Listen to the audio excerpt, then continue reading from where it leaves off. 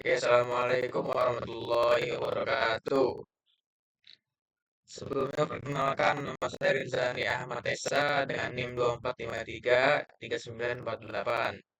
Oke, pada kesempatan kali ini saya akan mempresentasikan tugas mata kuliah kecerdasan buatan yaitu jaringan saraf tiruan dengan judul implementasi jaringan saraf tiruan menggunakan TensorFlow pada breast cancer dataset. Oke, langsung saja. Dataset yang saya gunakan adalah breast cancer diagnostic dataset yang terdiri dari 569 data, 569 data dan 30 fitur.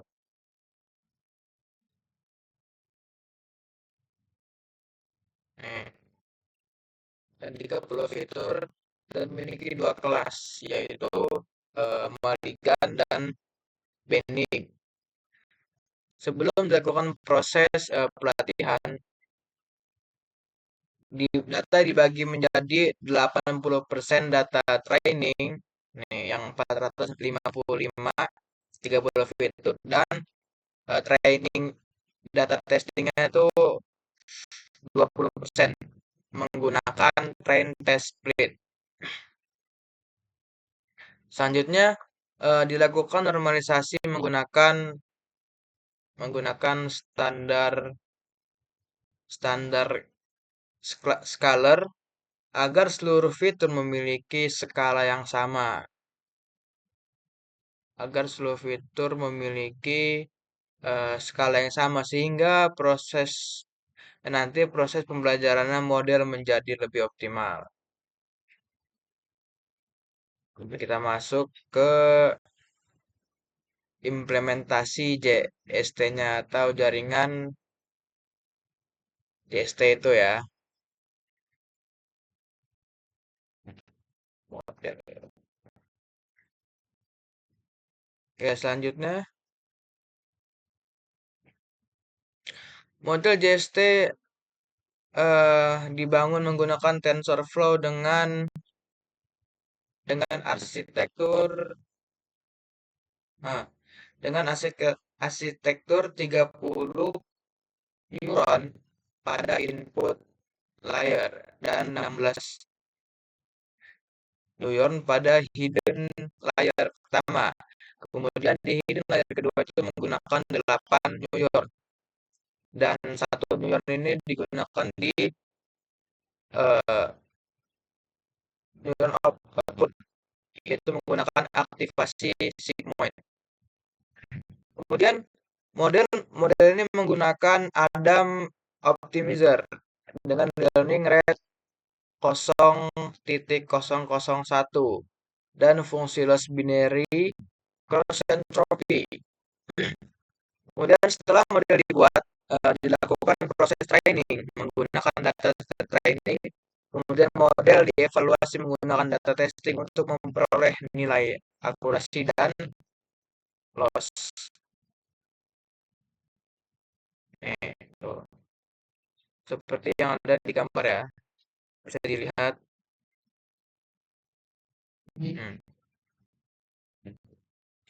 Kemudian kita masuk ke hasil eksperimen.